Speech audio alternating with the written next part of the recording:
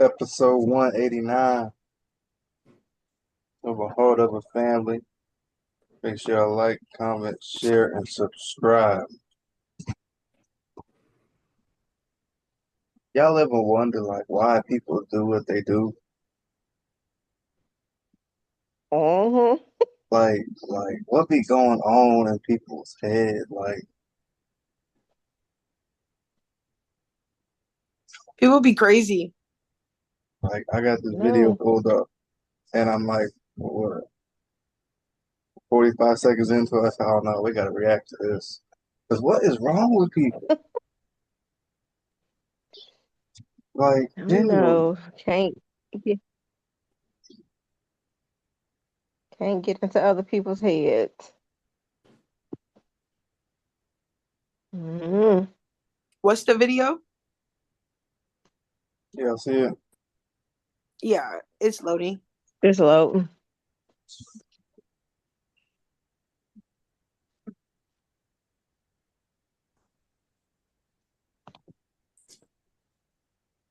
Y'all see it? Mm-hmm. Y'all read the title? When Yeah. criminals belong their oh Lord.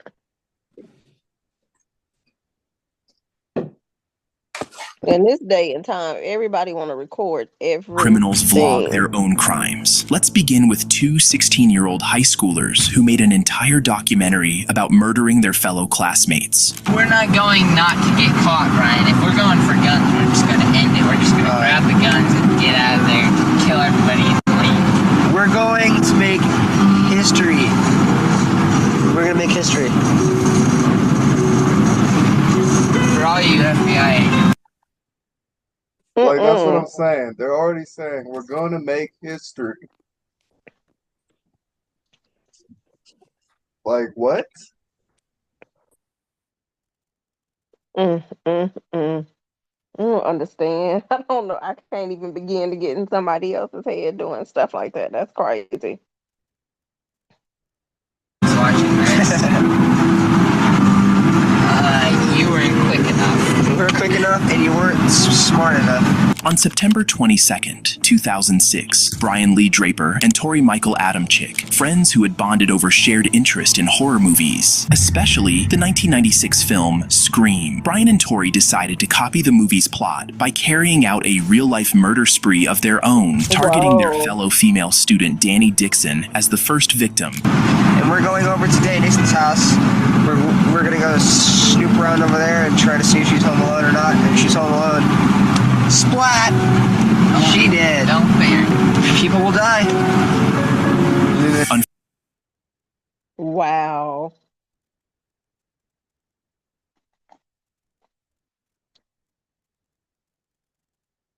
That is insane. That's crazy.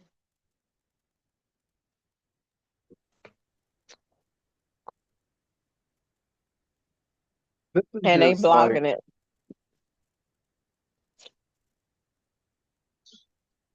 wow. This is what I should have went to school for. Like, what is going on? For real, like, what can trigger you to be like, and then wait, how do you meet another person that's just like you? Whenever People you were in basically. college, did they not make you take like psychology and abnormal psychology? No, I didn't take any I had to take psychology classes. intro. I had to take intro to psychology. I took intro and then I took two more psychology classes. My favorite was abnormal psychology. You got to learn about people who had schizophrenia, bipolar disorder. It's really in the mind. Like they're really wired differently, and anything environmental can trigger it. Genetics, age, events, Drugs. yeah, drugs as well. If you're not getting enough sleep at night, that could trigger it. They really are wired differently. So you mean to tell me if I hit a certain age, I could just snap one day? Yeah. Like the older you get, the more it comes out. Some If people it's who, in you. yeah, some people who are bipolar, they sometimes they don't even know until either a traumatic event happens or they just get older and they start experiencing more things that trigger them. So it comes with age in that way. So how does one avoid that? Because life be life, and you can't stop life from life. Stuff is gonna happen every day. Yeah, And it's as you get older, stuff is gonna happen. From bills to stress to one failed thing. relationships. I think that the way that people can maybe know ahead of time is family history as well as getting diagnosed, taking their medication. A lot of people know that they need medicine, but medication is not, it's for like some people, they take medicine and it's just one pill a day. Okay, cool. That's easy to take. That's manageable for the rest of your life. Some people have to stay so doped up that it becomes almost like a chore to be normal. Sometimes those pills wear off in 4 hours, 6 hours, and you have to constantly stay taking them to remain in the right state of mind. So you can be good all day, take all your pills all day, and then at nighttime you just flip because you're not taking the medicine at night. Mm. Yeah, they. I think I heard about this. I think I did years ago. Fortunately for them, Dixon wasn't home alone, forcing them to abandon her as their first target and choose a more vulnerable target, someone they had easier access to. Dixon's house. It's clear out there in the pasture. We've already snooped around her house a couple times. She's not home, so we're gonna go to the church over there and we're gonna call a girl and a guy named Cassie and Matt. They're our friends, but we have to make sacrifices. So I feel tonight it is the night, and I feel really weird.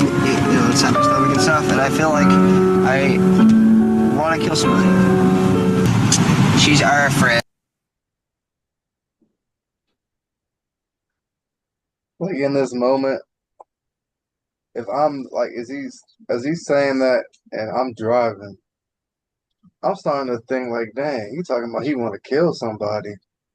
How I know he don't want to kill me?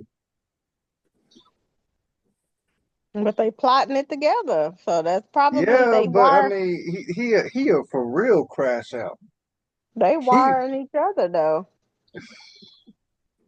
That's what it is. They he feeding off want to of each other. unalive his close friends. He said you got to make sacrifices. What? And you've been around these so-called friends for you. That is crazy. That's crazy.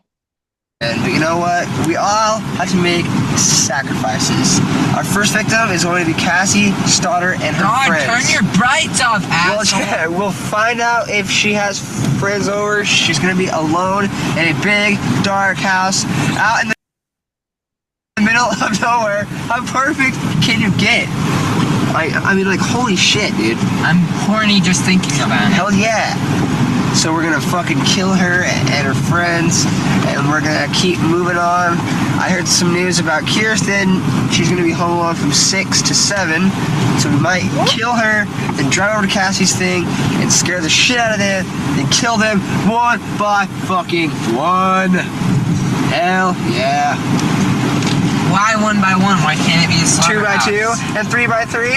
The two new targets Brian and Tori set their sights on were Cassie Jo Stoddard and her boyfriend, Matt Beckham, both high school classmates and friends of the boys. That night, Cassie wasn't home alone, which made it impossible for Brian and Tori to carry out their plan. However, they soon learned that Cassie would be house-sitting for her aunt and uncle at their remote home the following day, Friday, and would be alone for the entire weekend, while the couple was away on a trip. Seeing this as the perfect opportunity, the pair resumed vlogging the next morning, even capturing footage of Cassie at school as she went about her day, unaware it would be her last. Hey, look, it's Cassie. Hey, look, I don't know. Hello, Cassie.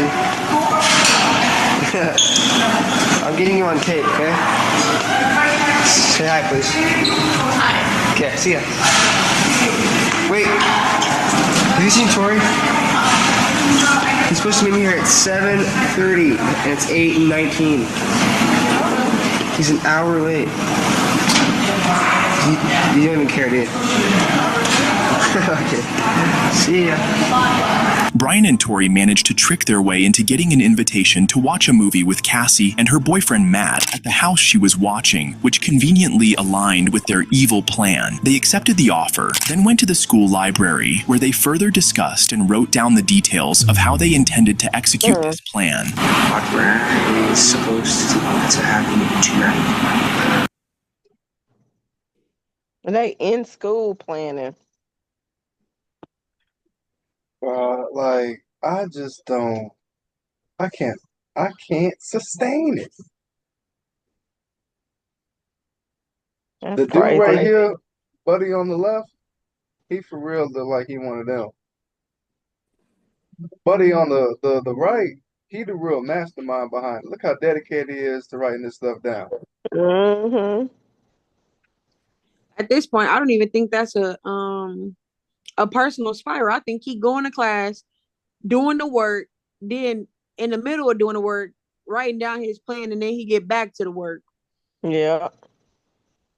It's algebra questions scattered between that whole plan. Mm-mm-mm. And just think these are the boys that will go in and shoot up a school too. Hopefully, nothing will go wrong. My cameras were accident tonight. She's watching us. He's still watching us. I'm sorry. I'm sorry, Cassie's family, but she had number one. We have to stick with the plan. And she's perfect, so she's gonna die. Anyway, we're at Kirsten Barnes' house, probably. And then we have a new victim now. Her name is Miranda Chacon. She started this she told me to be quiet and shut up, so now she's dead. I've always wanted to make a mark on her. And this is a good way to do it. That night, Brian and Tori arrived at Cassie's aunt's house under the pretense of watching a movie. Before settling in, Cassie and Matt showed them around, and during the tour, Brian and Tori left the basement door open so they could return later to carry out their evil plan. Then, just as the movie was about to begin, they changed their minds, claiming they'd rather see the movie at the theaters. They then left, only to return later that night to execute their evil plan. We're here in his car. The time is 9:50, September 22nd, 2006. Unfortunately, we have the grueling task of killing our two friends, and they are right in that house just down the street. We just talked to them. We were there for an hour. But We checked out the whole house. We know there's lots of doors. There's lots of places to hide. I locked the back doors, so it's all locked. Now we just gotta wait, and yeah, we're really nervous right now, but we're ready. we're listening to the great. Like y'all can't just join the military, bro. I mean, and then why can't... Oh my God, I don't understand when people do that. Why you gotta lash out to other people? Why you gotta bring innocent people in there? They wouldn't be good in the military either, because there'd probably be unaliving people within their No, branch and no, all no, that. no, no, no. Look. You have them in a separate unit, okay? Whenever it's time to go for war, hey, you tell them you serve the country or you don't. Either way, going out there. Mm, I think they that ain't gonna do that. if they did it that way, then they would just start marking a lot of people as crazy just so they could fight for the government. As And they long really as they do doing it it for the crazy. right reasons instead of doing it on home turf and doing your own people's. I don't think they can do it like that though. They need to And figure that's out not what something. they. They That's need to not figure out what something because they're not scared. Like that. Do That's you feel like not too what many get people are getting them. away with it? Yeah, that's not no, what like get them. they're content if they claim insanity. They're content with okay, I'm gonna be in a psych ward and this and that. Boom, easy breezy. Or if some of them really want to go, do my way. Right, go out with a bang. That's it. That ain't. That's not what get them like to the sense that they are. Where it's like, what did he say? He want to put a mark on the world. That military way ain't the way they want to do it Yeah, though. he can plot to do it to other people that we're in war with. Hey, we want to go get some nukes. Do your plot. We'll send you. You go do it. Bada boom, bada bang. We'll tell them that Mm-mm, you I don't. you you came up with the plan. I don't think they. I think their mind is wired differently. That I don't even It think they is, would want to do it that way. it is, but like, dang, like, why can't we successfully rewire it?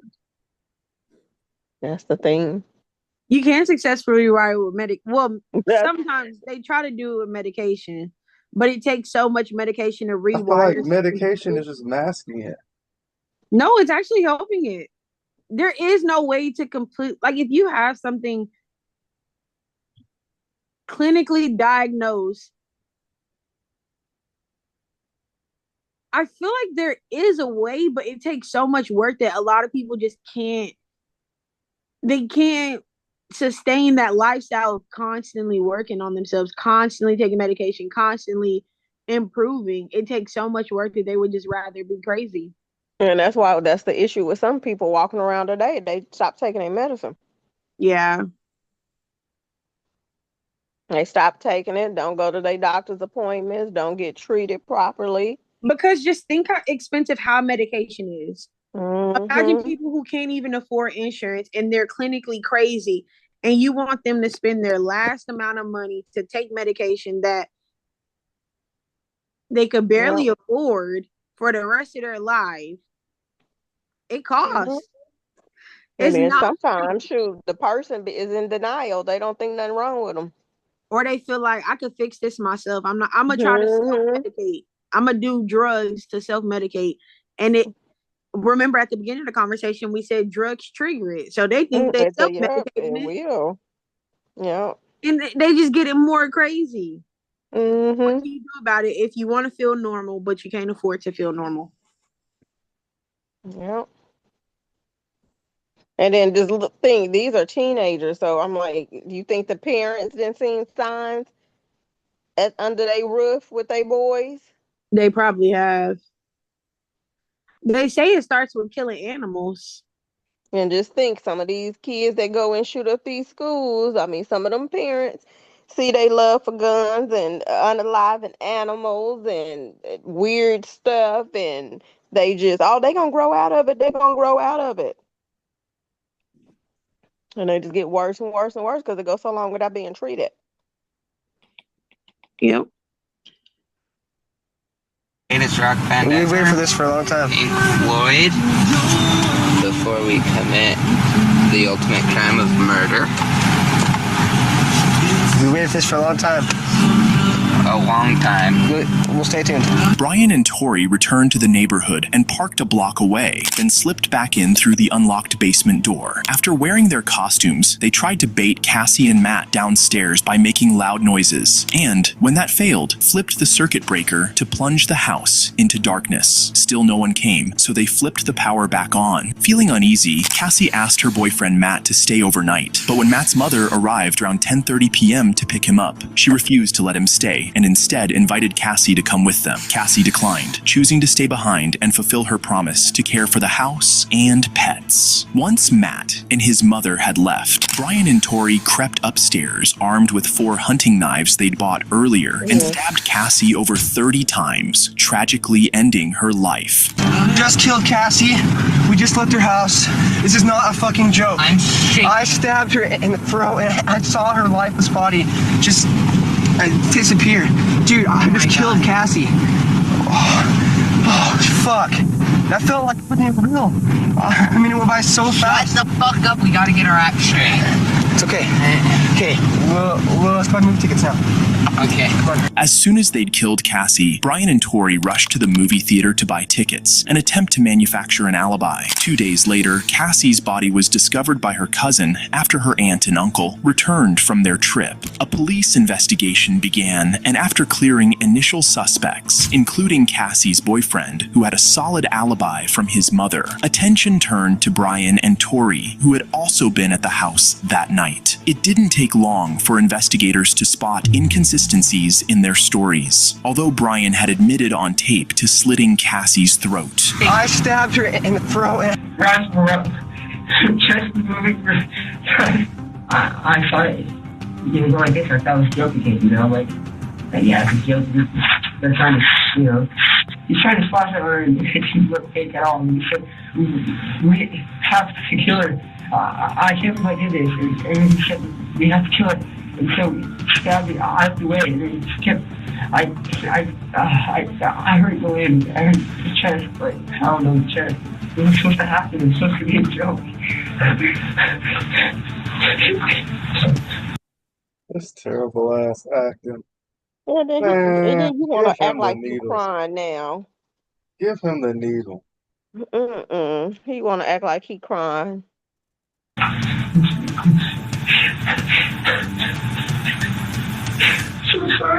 By pitting Brian and Tori against each other, detectives secured confessions, recovered the murder weapons, and even restored their destroyed tape. Both Brian Draper and Tori Adamczyk were charged with first-degree murder, found guilty, and sentenced to life in prison without the possibility of parole.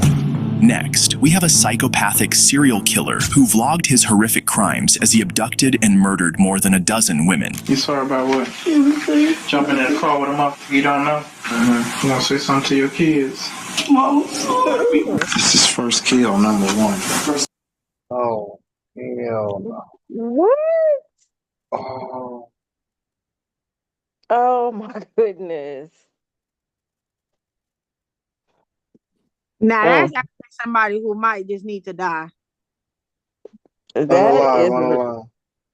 on the law. that's beyond crazy. At that point, medication might not be. It won't work. Yeah, that He ain't have the to probably get solution. shock. He'll probably have to get This, shock therapy or this something. is why I'm a huge advocate of everybody carrying. Women, get familiar with your firearms.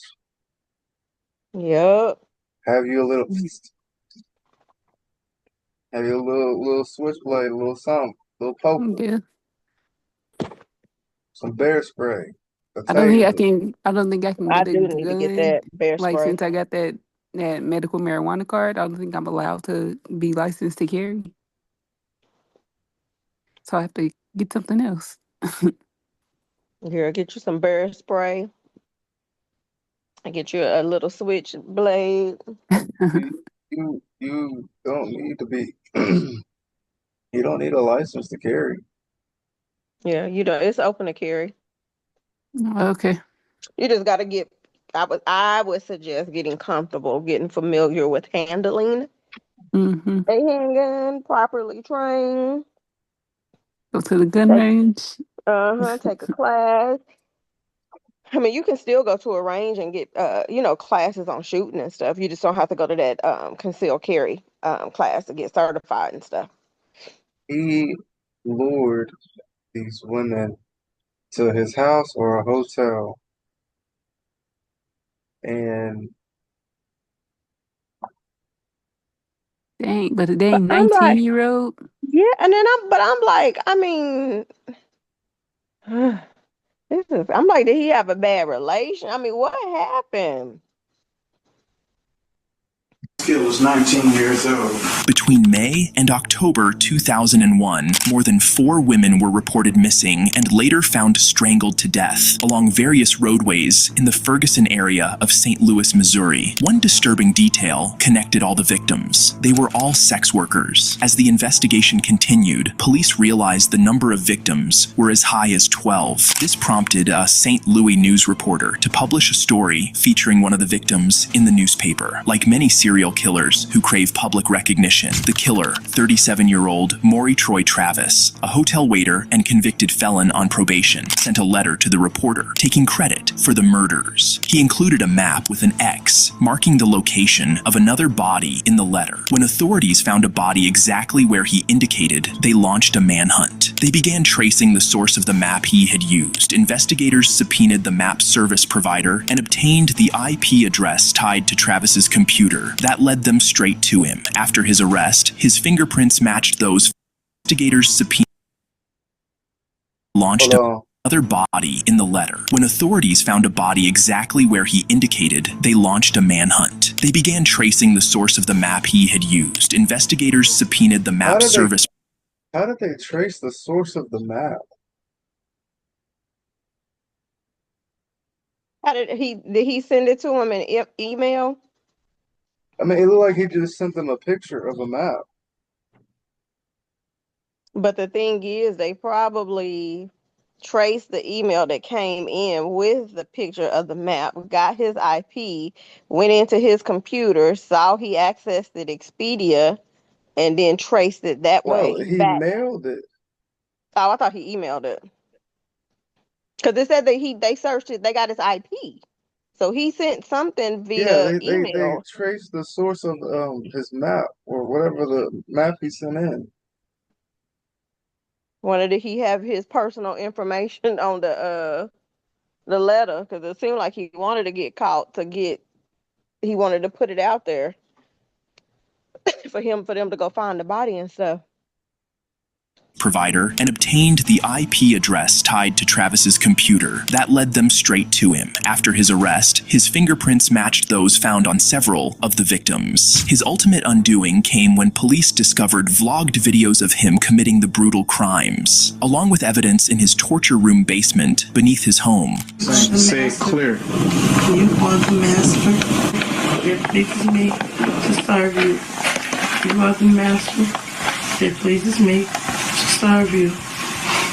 Stop what? You are the master. It pleases me to serve you. Now you sit your ass down like I said. You sorry? Yes. You sorry about what? Everything. Jumping in the car with a motherfucker you don't know? Huh? Yes. You sorry? Yes. You gonna say something to your kids? Mom, sorry. Who raising your kids? Me and my mom and dad. You ain't raising shit. You on here in your back smoking crack. Because you ain't going home tomorrow. I'm gonna keep you about a week. This is first kill number 1. First kill was 19 years old. Name, I don't know.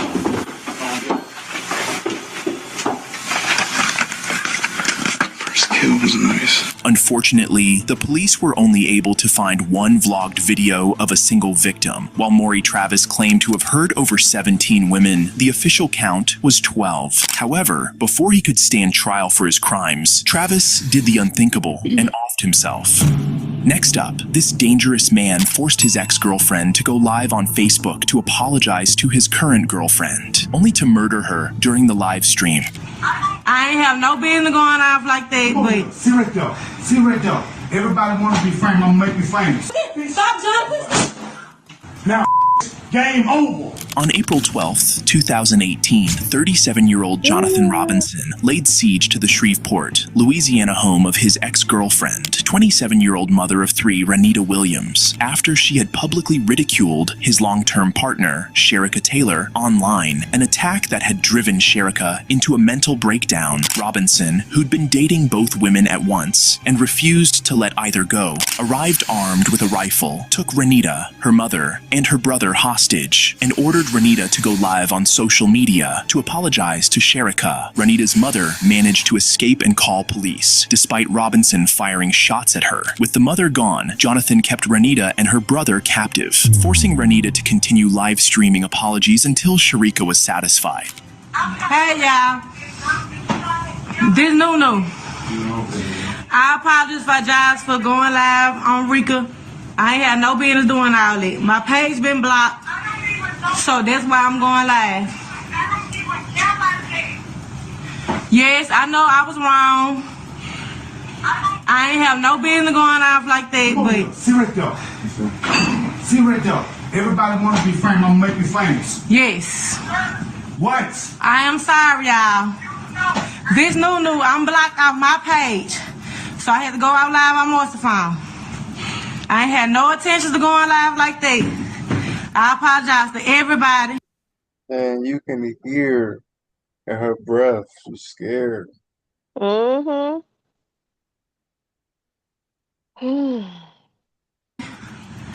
Yes.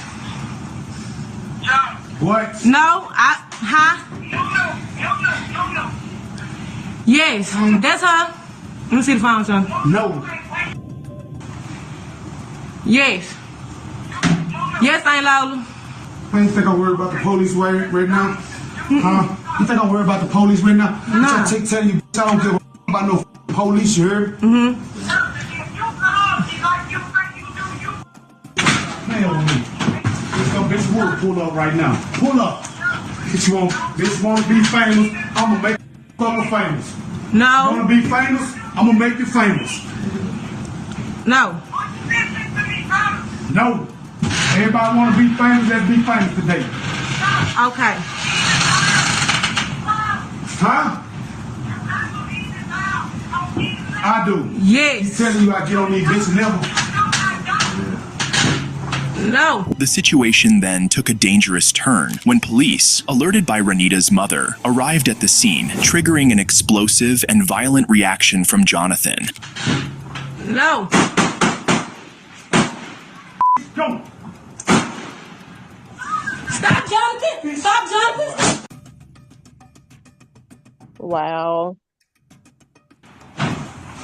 Now, game over.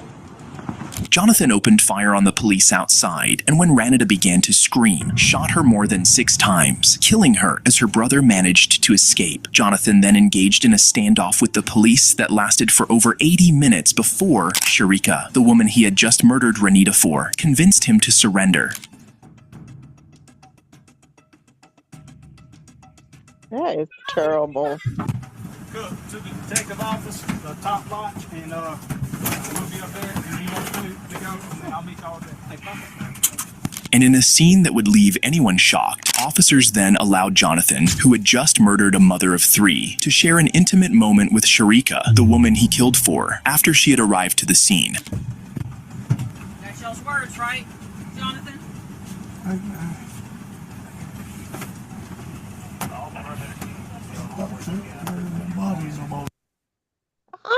Why the hell is she consoling him? I'm so damn mad right now. You That did all that. You did all that for nothing, my guy. but then I'm like she even consoling him. I'm like no. It don't matter. He did all that for nothing. He gonna be they don't think about up. that. He gonna be locked up, and she's still gonna be out doing whatever. Mm-mm.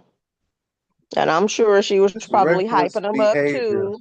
What Your is girl wrong? went live. You're gonna have to handle your girl. She talking mess and all of that.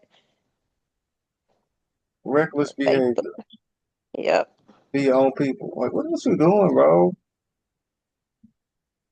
But nothing. Don't be strong.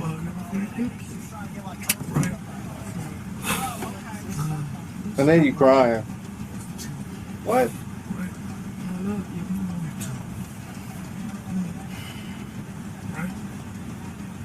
Bother you no more, okay? Go back to Texas, okay? He's grown. Take care of them kids. Take care of my kids. I want you to go.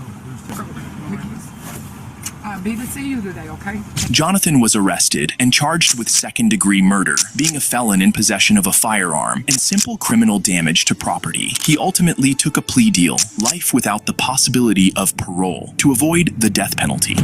Up next, this man vlogged his plans, actions, and escape as he executed his wife and daughter, and then set their house ablaze with them inside. I just feel like I'm getting knocked back every time financially. My wife is just gonna suck all the money out that I have. On April 22nd, 2012, King County Sheriff's deputies and the fire department rushed to the burning home of 41-year-old Peter Keller, his wife Lynette, also 41, and their 18-year-old daughter Kayleen in North Bend, Washington, after several neighbors reported the house was on fire. Firefighters quickly extinguished the flames before significant damage occurred, but what they found inside was shocking. Prayers, condolences, blessings to the family of those that were involved in this cruel nonsense. This is nonsense. Mm-hmm. Yeah, that's crazy. But like, comment, share, and subscribe. One family. Endless connection. Tia, why you laugh? I was listening to your jingle. But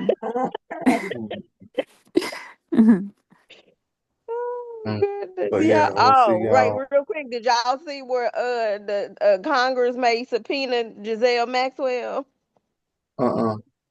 Get y'all popcorn ready. DJT gonna be scared. She not gonna